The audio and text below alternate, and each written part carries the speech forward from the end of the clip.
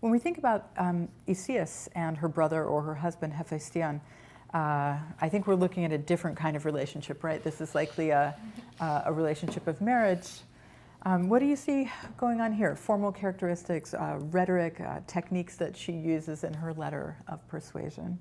Here in this letter, Isias needs to bring proper greetings and say that she and the kid are all right and the household is doing well and that they're thinking of you always. And then she can get to the real issue at hand, which is about her husband not coming home and her disappointment and other reaction to that. And so there's this way in which there's a kind of escalation of rhetoric that I think is similar to Philemon. I myself love how the escalation of rhetoric goes to your mother. Right. Yeah. By the way, if I haven't distressed you enough, your mother is also very distressed that you're not here. Right, so. Exactly. It's a great technique to close to hit out at the end of the letter. I thought it was so. What's really interesting, and right before we get this invocation of the distressed mother, is this, moreover, since Horos, who delivered the letter, reported that you have been released from detention. That's really a kind of key turning point in this, because at first she's just saying, we're sad that you're not here. You have not even thought of coming home, nor have you given any regard to our situation. And at the very end, we get this information that is external to the letter that she has received from him. It's information from the letter carrier. It's almost like this metadata that we get in the facts of how letters are transmitted in antiquity, such that there's a physical person there who's transmitting this letter between the two.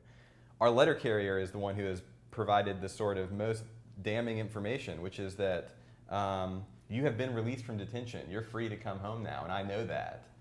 So that is the sort of broader premise of why she's so upset that he hasn't come back yet. I thought that's a really interesting, both in the rhetorical framing of the letter, but also just in the broader situation of letter exchange that would bring about this discussion, that there's this extra information that can be key to the discussion that's not even written down in the letter. It gives us even more sort of epistemological modesty when reading these sorts of letters like Philemon, when we realize that this other sorts of information that can be key to the interpersonal situation is being transmitted by the people who are carrying the letters in addition to what's written down in the letters themselves.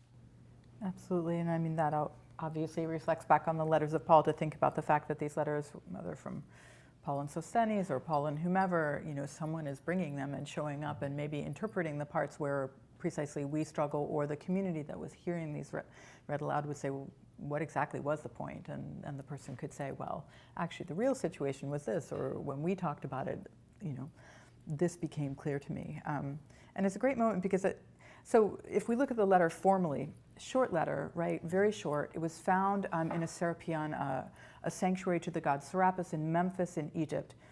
Actually, two letters to the same person were found, one from the wife and one from the brother, Dionysius. So clearly, the whole family is kind of pressuring this guy who for some reason is detained. We don't really understand the larger context. And we have this sort of first portion, the prescript, as we'd expect, Isias to her brother Hephaistion, greetings, and then that polite kind of prayer section, and then she slams in with the when I received your letter from Horos, and then as Greg said, and then Horos sort of says, well, but he's not in detention now. The letter says you're in detention, and yet, things have somehow changed, or maybe there's a second letter or a larger context. It's an interesting moment. It's almost like this is such a short text, and yet we could mine it for so much information for husband-wife relations, for issues of wheat prices. What is going on in this period where the Seleucids are really sort of pressuring the Ptolemaic government in Egypt, where there's a kind of a battle of kingdoms going on. How does this affect the price of wheat? Or why is someone stuck in a sanctuary of a god, and for how long, and with whom, and what's going on? And why is the sanctuary a location for saving letters, or was it, or was this just happenstance? But other things that you've noticed or think are interesting about this? I just think it's also interesting that because of the distance, and you can imagine the amount of time it would take to send a letter, Isias is making sure to include all the information that she knows about her husband's situation that he might not know that she knows. So she can say that the others who had been secluded there with you, they've come back, and she kind of keys into this information that Horos has given aside from the content of the letter. So it's sharing in the knowledge that she has about the situation that, maybe she wouldn't have had otherwise, or maybe her husband wouldn't assume that she knew otherwise. When we look at the letter too as an object, not just as printed words on the page, one thing that we get to think about is the way in which